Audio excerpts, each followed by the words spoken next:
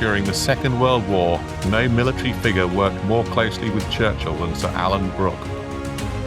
As chief of the Imperial General Staff, he spent years arguing with, restraining, and occasionally admiring the Prime Minister. And after the war, Brooke's private diaries revealed a much darker picture of Churchill than the British people had ever seen. A Churchill who could be brilliant, impulsive, exhausting, and in Brooke's words, a public menace. We explore one of the most important and volatile partnerships of the war in this second episode of Churchill, Up Close and Personal. The Master Strategist and the Impetuous Titan.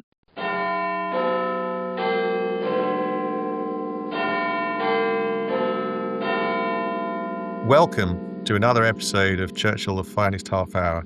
And with me is Dr. Warren Dockter, the crunchy beach to my landing craft. How are you doing, Warren? Excellent. Well done. I'm excited about today's episode, Richard, because I've read through this man's diaries extensively and read the book. But I really don't know much about the man, so this is exciting. Well, it's interesting you should say that because, of course, it's not just one book. The diaries of General Sir Alan Brooke were published twice, once in the 1950s and more recently in an edition about 25 years ago, excellent edition by Dan Todman and Alex Dantchev.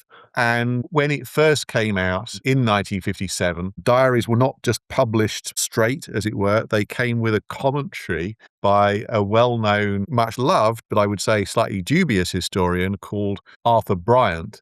And he created a book which was telling the story of the war, actually in two parts, which incorporated parts of diaries, but not all of them. And so the more recent edition is a completely unexpurgated, warts and all version. Right, which is really interesting because you can imagine Churchill was famous for saying that he would write the history. That's not the literal quote, and he did. And he owned the history of the Second World War for a while because he had access to all the documents which other historians didn't. So Churchill, being a man who wore several hats, literally controlled the historiography of the telling of the war through his war memoirs, which were famously received and excellent. But he presented very intentionally, I should say, a particular view where everyone was agreed and we marched forward together because he wanted to present a unified front. So when the first edition of his diaries came out, it didn't necessarily show that everyone was lockstep the way Churchill had been saying for the last 10 years. Yeah, and again, we talked last week about Lord Moran's diaries, which was sensational in a different way. But this was the first earlier installment. Now, it was really about the spectacular arguments and blazing rows and the thoughtless and inconsiderate and some would say even bullying behavior, which Churchill appeared to have engaged in. Of course, as with all diaries, we're going to debate the accuracy of what was written. No, that's right. And certainly my feeling from reading the diaries is that General Alan Brooke was a soldier, right? He was very detail-oriented. He was a serious man.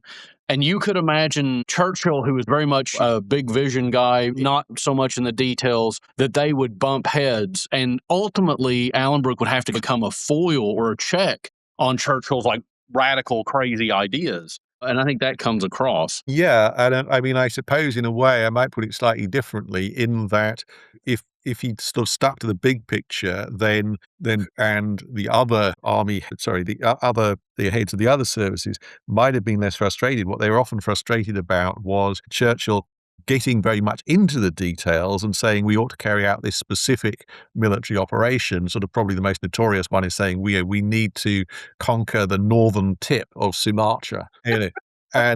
And so these controversies arise, these arguments arise often because Churchill is saying we need to act, we need to do this, that, and the other immediately, and these would often involve the military then having to go through a complex planning exercise in order to show why it wouldn't work. Sometimes replanning things which they'd planned and showed not to work before. And so this was the nature of the controversy. And I guess what's really sensational about these diaries is Brooke, when you see him, and he did interviews on the books in the 1950s when they came out, he wouldn't say uptight necessarily, but a fairly controlled individual. And behind that front was a often angry and frustrated person who was, and so like many of these generals had, of course, had a fair amount of press coverage at the time, but he wasn't somebody who had played the media in the same way that Field Marshal had. He wasn't as famous as Eisenhower.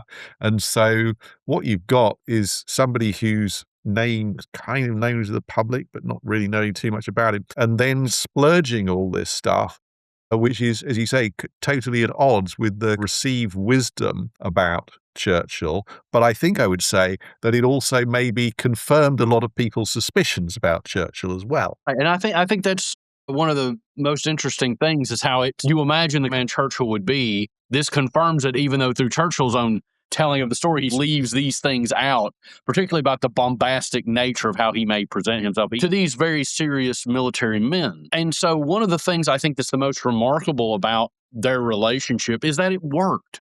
And clearly Churchill did respect him because he would act as a brake on Churchill's crazier ideas. So let's start, Richard. Maybe you could tell me about the man, Alan, and why this wound up working and how he even got where he got to deal with Churchill. Yeah. So he was born in 1883 actually in France, but to an Irish Protestant family. So he's often referred to as an Ulster man, somebody from the northeast of Ireland. Doesn't have that accent, of a fairly standard English accent, but he has passions, you might say. He was a passionate ornithologist, very, very interested in that and very knowledgeable. I've always thought if I needed to know what a red-throated warbler was, he would be the man that could tell me. Well, it's some kind of bird, Warren. Thank you. I feel much better. And also was very religious. And I think that there's actually a contrast there. We'll do another episode about, or series about Churchill and God at some stage. Churchill, vaguely religious, you might say, but not conventionally religious. And because also served with distinction in World War I, reached the rank of lieutenant colonel, steady, unspectacular climb during the interwar years, eventually becomes commander-in-chief of the Southern Command and leader of the Second Corps of the British Expeditionary Force during the retreat to Dunkirk. Now, that's obviously a kind of, sort of foundational moment, and the diaries, cover a lot of this stuff. So the diary starts in September 28th, 1939, as he's leaving for France. And like many people, Brooke shared the horror that your war was coming again, having lived through it once. It is all too ghastly even to be a nightmare, the futility of it all as proved by the last war. And so that kind of shows, there are some soldiers who go, great, it's a war. That's kind of like what we're for. And he said he didn't shy away from it, but he did, take the outbreak of war as a fairly severe emotional blow. And so during this early part of the war, although, at this stage, Brooke isn't in daily contact with Churchill, after the evacuation of Dunkirk, Churchill wants to send back British troops to another part of France to show, as he says, to show the French, help them feel that we're on their side. Brooke responds, "You can't make a corpse feel." So that is kind of an example of him using really quite colourful language to stand up to Churchill in a way that he would do consistently throughout the post-1941 part of the war. Right. So Alan Brooke didn't actually really enter into immediate service as Churchill's kind of right hand militarily until December 41. So he comes on the scene with Churchill during the chaos surrounding Pearl Harbor. And he succeeded Sir John Dill, who had been in that position as a CIGS. And I wonder, why did John Dill leave? And then obviously he was positioned to move into Dill's post, but why did Dill go? Well, okay, let's say a little bit about the role of the Chief of the Imperial General Staff, first of all, which is to essentially be the person who is chairing the committee of all of the three major services, the Army, Navy, and Air Force, and to really, on the one hand, present a united front to the politicians so that the politicians don't try and play the different services off against each other.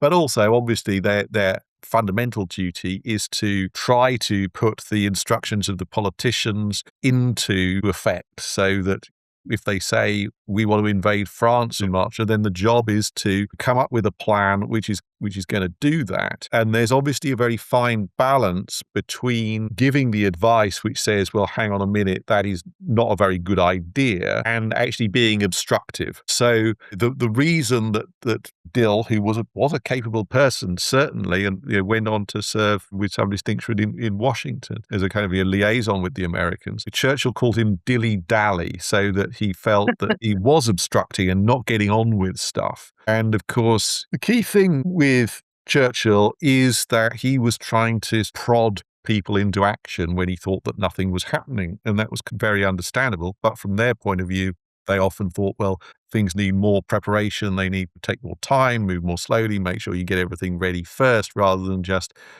lashing out. So I think that in terms of fulfilling this role of Chief of the Imperial General Staff, he's certainly more effective than Dill was and retains that role throughout the war and a little bit beyond the end of the war.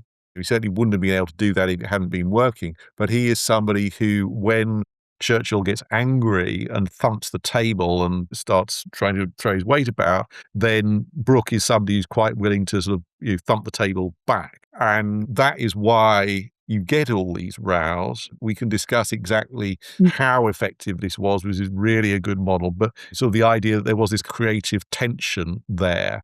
And of course, it is, I think, really correctly said that for all his table thumping, Churchill never did overrule the sort of combined advice of all of the chiefs of staff when they were united. So there's this tension between the civil and the military, but in contrast to World War I, that relationship, in spite of all these overt rows, is a lot healthier than it had been in 1914 to 18, where there was a lot of distrust, but not necessarily these open expressions of disagreement. So the anger could, to a certain extent, be a sign of a relatively healthy relationship and not necessarily of dysfunction. Right. And I think that's really important, particularly for our American listeners, that they would have these extraordinarily large rows. There'd be these huge arguments, often sometimes even explosive, but it was always private. Right. And so that's why Churchill was publicly able to present this like united front. And that's why when this came out in terms of historiography, it was like, oh my God, this stuff was happening behind the scenes. But I mean, you have to have, I think, a release valve to get this pressure and frustration off of you just as human beings. And that didn't happen in the First World War, like you were talking about. And as a result, people would just swallow their feelings and get on with whatever the order was, to the detriment of the success of the operation. But it also produces, even in this private situation, extraordinary things that General Alan Brooke had said about the prime minister. And I'm going to tell you, I'm going to read one of my favorites. This is from September 1944. This is the famous one where he does end by calling him a public menace. But I'm going to read this to you because it's just, you can feel the bile in it. And I think it's a remarkable passage. And he's talking about Churchill. So this is from Alan Brooke's diaries. He knows no details. He has only got half the picture in his mind, talks absurdities, and makes my blood boil to listen to his nonsense. I find it hard to remain civil. And the wonderful thing is that 3/4 of the population of the world imagine Winston Churchill is one of the great strategists of history, and the other quarter have no concept what a public menace he is. That's a perfect moment to go to a break.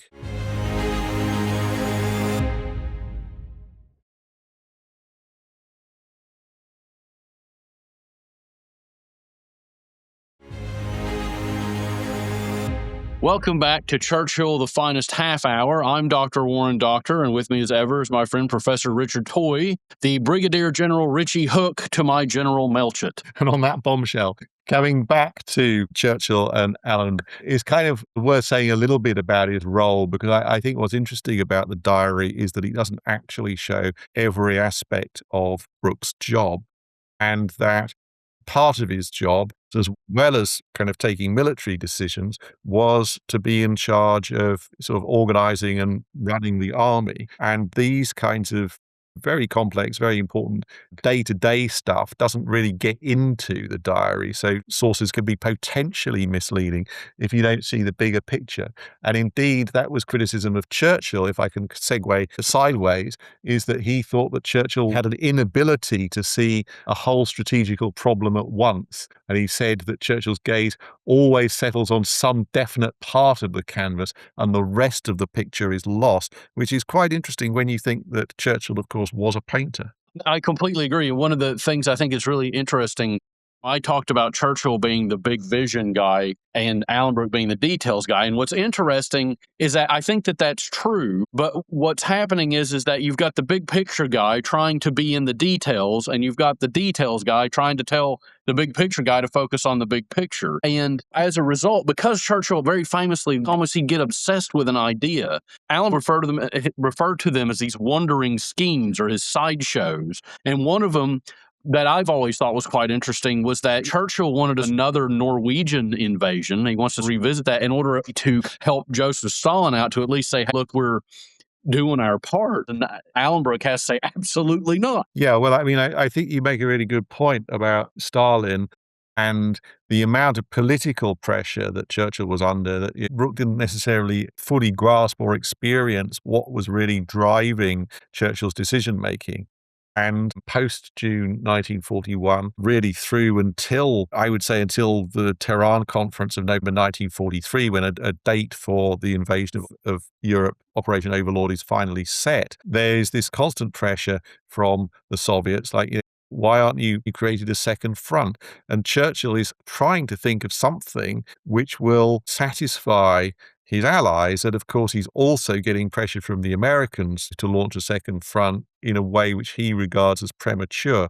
So I think that what you've got is people who can't totally understand the perspective of each other because they haven't been in each other's shoes. Yeah, I think that's absolutely right. I mean, you can see there's no way that Alan Brooke could have known about the immense political pressure that was placed on Churchill by Stalin and the strategic need to show, hey, we are supporting you in this war. And this plays out, I think, in several instances. I mean, Churchill was deeply interested in the Mediterranean and going up through the Mediterranean. And so he believed that he could do a pincher movement up into Austria and that would help the Russians out and would create a second front.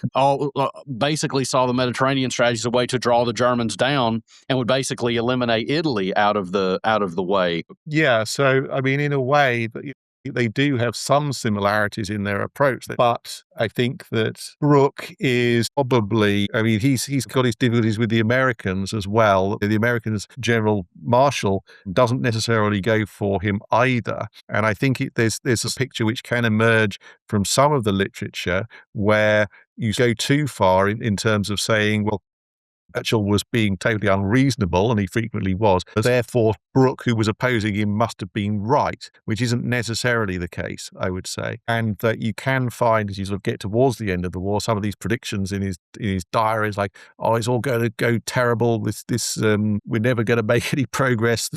What's going to go on forever? And of course, those things aren't fulfilled. So because Brooke wrote this eloquent diary, or very sort of quotable diary, it's just important not to take it totally at face value. Yeah, sometimes his more like doom and gloom stuff does just come off as hand-wringing to me when you read it. But I guess one of the biggest places we might want to focus on where they had, I guess, a real difference of opinion was around Operation Overlord, of course. I mean, this is because also you have the Americans at play in this and what General Marshall and General Eisenhower want versus what Churchill thinks they're capable of. Yeah, well, I think here it's not a difference of opinion, but again, maybe an example of Churchill being personally insensitive, because in early 1943, Churchill comes to him and says he wants him to take charge of the invasion of Normandy, what becomes Overlord. And this is obviously a great highlight of the career. He's been doing all this work behind the scenes. And finally, he's going to get this incredibly important command. But by August, it's become clear, and I mean, of course, this does make perfect sense from a political point of view and probably a military one, that the preponderance of the American forces relative to the British forces is so great that it becomes very difficult to say you're going to have a Brit telling all these Americans what to do. So basically, Churchill says, well, look, we're going to have to put an American in charge. And of course, that becomes Eisenhower, who, of course, well, we could debate how good he was, but he was generally quite effective. And so not a bad choice, but it is really the way in which Churchill delivers the news which offends. Well, you're right. I mean, no takesy backsies, right? I mean, that's what you'd feel like if you were Alan there, I think. And I mean, I do think from Churchill's perspective, he has to agree to let the Americans lead this, again, because of the preponderance of troops. And then also from the American political perspective here, going back to the First World War, there was a real sense in America. Remember, a lot of these guys had started out as isolationists, that the British also led a lot of Americans to death in the First World War. And so putting American troops under a British commander would be politically very difficult for Roosevelt and his military staff, which is one of the reasons Churchill had to acquiesce and accept these terms, I think. And even so, Alan Brooke got caught in the middle and did have to swallow what he referred to as the bitterest pill he ever had to swallow. But I do think that Churchill was probably correct in making him take his medicine. Well, sure, but he didn't show any sympathy afterwards, I think was the bit which really stuck with Brooke. I mean, I think it's moving forward a bit through the war to the Tehran conference in 1943. In a sense, we've said that Brooke wasn't a politician and was maybe frustrated by politicians in general. He does show some political skills in a way, because where there's some tension with Stalin, according to Brooke, one of these big dinners, and Stalin gave this toast in which he implied that he hadn't shown proper feelings of friendship towards the Red Army. He thinks, well, if I don't react to this, if I don't say anything, this can sort of let Stalin walk all over me. And so he makes this clever set of remarks in response where he says, Marshal, may I deal with your toast? You will remember that this morning, whilst we were discussing cover plans, Mr. Churchill said that in war, truth must have an escort of lies. And he says to Stalin, you've been misled by dummy tanks and dummy aeroplanes and failed to observe the true feelings of friendship that I, Brooke, hold for the Red Army. And it comes off so that afterwards Stalin shakes Brooke by the hand, says the best friendships are founded on misunderstanding. And so from Churchill's point of view, this is great because there is a lot of tension in these Anglo-Soviet encounters, and basically stood up for himself, but managed to smooth things over and create a friendly atmosphere. So I think probably this was a moment where Churchill was valuing Brooke to the maximum extent. Yeah, no, and you can just again imagine the tremendous pressure. And this is a point where Churchill's very keenly aware of the fact that America, when FDR and Stalin are aligning more and leaving the what he described as the English donkey out of the picture. And so to have your right-hand man general stand up and say, whoa, but then to make it friendly, I think you could imagine that'd be a huge release for Churchill. I mean, there must have been a moment where Churchill waited with bated breath and was like, oh no, because Stalin's not exactly the friendliest guy on the block. Well, yeah, and I've just got a quote here. This is from the following year when they all go to Moscow, right? The second Moscow conference, 10th of October, 1944. And you can see again why Brooke gets frustrated, because they have to go to one of these banquets where there is endless speeches and toasts and so on. Actually, I think this was just lunch. He says, it was 5:30 p.m. when we rose from the table. We had sat for 3 solid hours. What had we done? Half inebriated politicians and diplomats informing each other of their devotion and affection and expressing sentiments very far detached from veracity.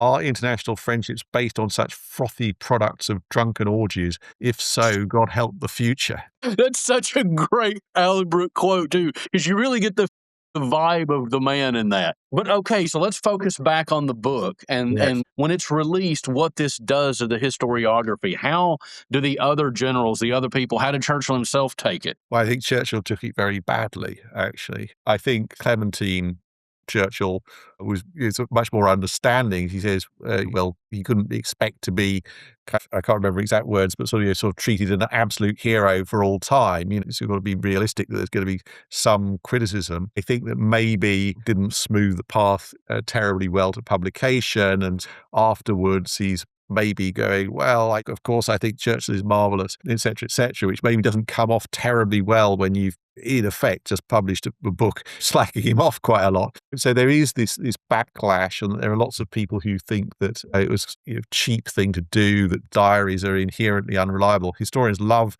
diaries, but a lot of people at the time say, well, these don't really capture the state of affairs, that they result in an unfair caricature of the people involved. And Churchill is sort of muttering this is a bad book, a very bad book. Churchill again says it's unwise to write, let alone sort of preserve a diary. But I just want to say that this is a really sort of interesting moment in the recollection of the war. And that the people who are buying these books, a lot of men and women who themselves have experienced the war. And I think there's an element of, I want to understand what happened. What is the big picture here? What did happen? And this is like a first-hand opportunity to hear it from somebody who was really there, up close and personal, as we say, in the title of this series. Oh, I think that's right. And you can see, I think it's a really important moment it's like Britain's coming to terms with what it had gone through. It's almost like a national moment of catharsis in a way, to try to fully understand and repair the generational trauma, and not repair, but begin to understand, right?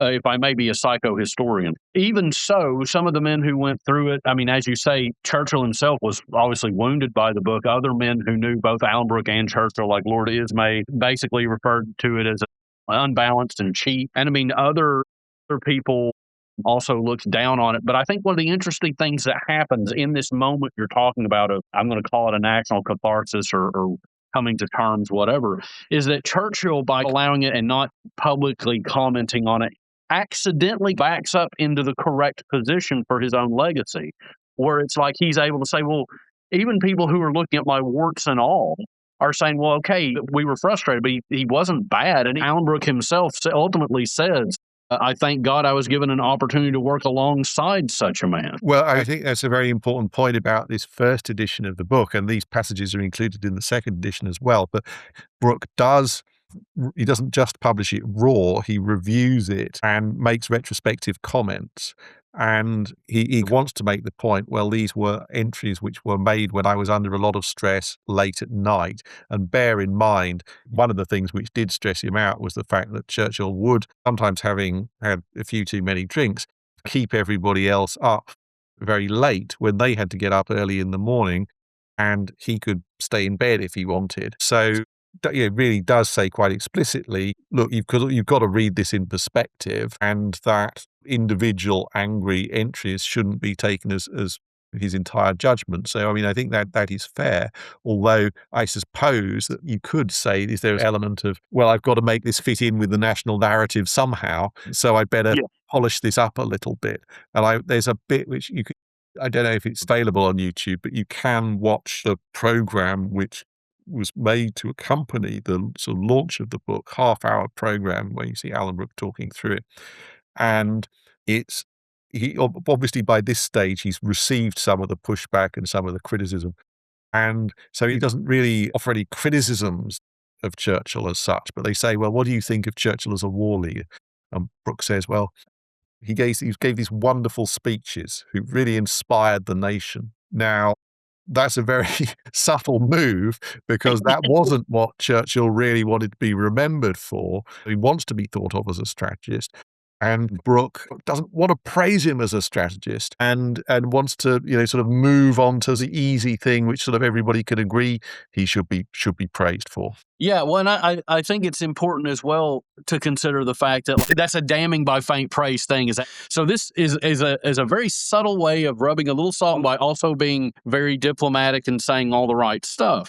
But I think even for all this, Churchill understood how valuable Brooke was and his contribution was. He even conceded to Lord Moran in Moran's diaries when he asked him if he thought Alan Brooke was good at his job.